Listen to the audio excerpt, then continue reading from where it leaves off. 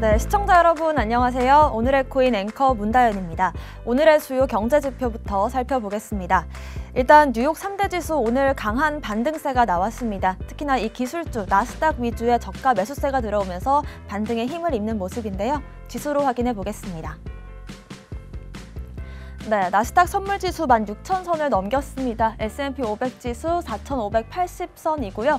골드는 또 한 번 상승을 보였습니다. 1,830까지 올라오는 모습이고요. 테슬라와 코인베이스 모두 흐름 좋습니다. 2%, 1% 상승 보였습니다. 비트코인 잠시 주춤하는 모습을 보였지만 다시금 44,000달러 회복하는 모습입니다. 오늘의 코인 주요 암호화폐 시황 보겠습니다.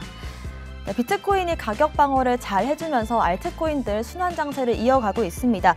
웨이브와 이더리움 클래식, 누사이퍼와 플로우까지 10%가량의 상승을 보였는데요.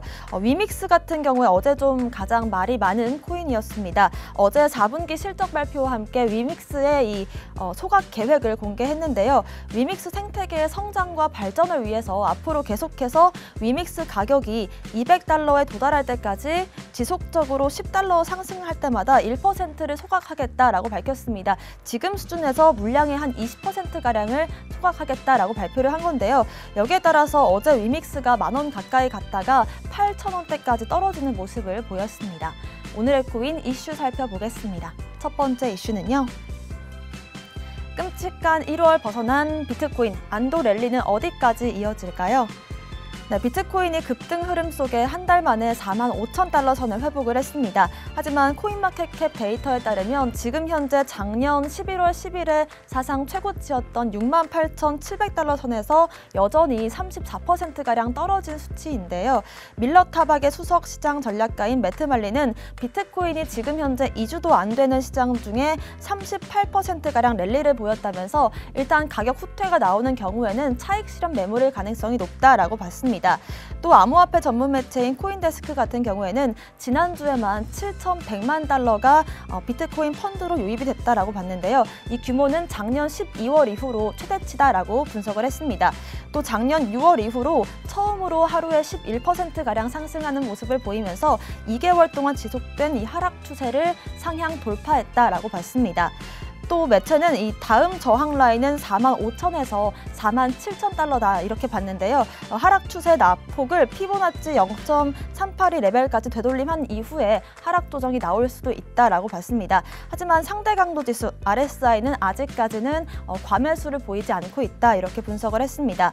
또 유명 크립토 유튜버인 비트보이 크립토의 벤 암스트롱도 지금 현재 주목해야 될 주요 가격대는 46,000에서 47,000 이다 이렇게 봤습니다. 또 추가적인 하락을 방어하려면 4만 달러 위에서 유지하는 것이 중요하다 이렇게 분석을 했는데요.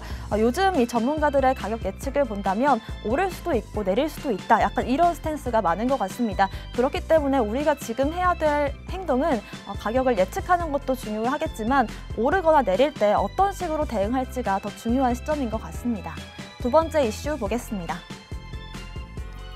리플의 활성 사용자 수가 3개월 내 최고치를 기록했습니다. 솔라나와 에이다의 시총을 추월했습니다. 네, 리플의 가격이 최근 네트워크의 성장을 잘 보여주고 있는 것 같습니다. 상승세를 보인 2월 3일 이후로 벌써 50%가량 급등하는 모습인데요.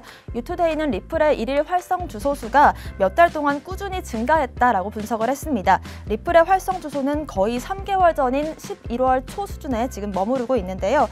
활성 주소를 보는 건 이 시간 경과에 따른 네트워크 활동을 추적하는 좋은 기술이다라고 분석을 했습니다. 활성 주소가 높을수록 블록체인 사용량이 더 증가한 걸 의미하는데요. 결과적으로 이 활성 주소 같은 경우에는 가격의 선행 지표로 좀 참고하시면 좋을 것 같습니다.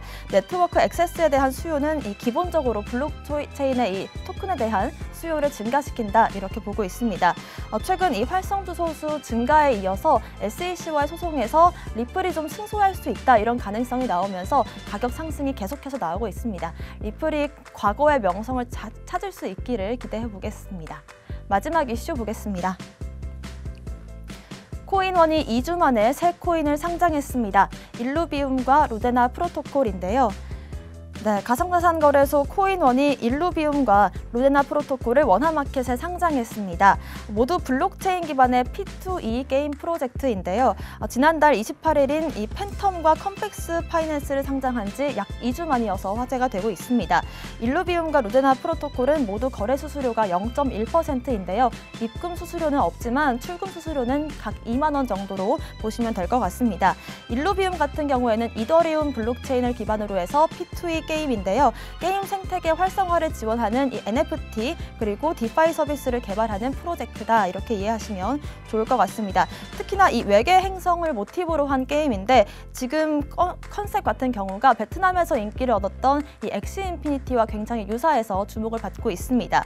루데나 프로토콜 같은 경우에는 블록체인 P2E 게임들을 연결하고 또 게임에서 획득한 NFT 자산 거래가 더 편리하게 할 수 있는 그런 플랫폼입니다. 자체 탈중앙화 디앱인 이 게임톡톡을 통해서 다수의 P2E 게임과 플레이어 연결을 지원하는 그런 프로젝트입니다. P2E 게임 열풍이 계속해서 좀 뜨거운 상황인데 여기에 발맞춰서 관심 가져볼 만한 코인들인 것 같습니다. 가격적인 움직임이 어떻게 나오는지도 지켜보면 좋을 것 같습니다. 오늘의 코인 이슈까지 살펴봤습니다. 저는 잠시 후 다시 돌아오겠습니다. 오늘의 코인 가자!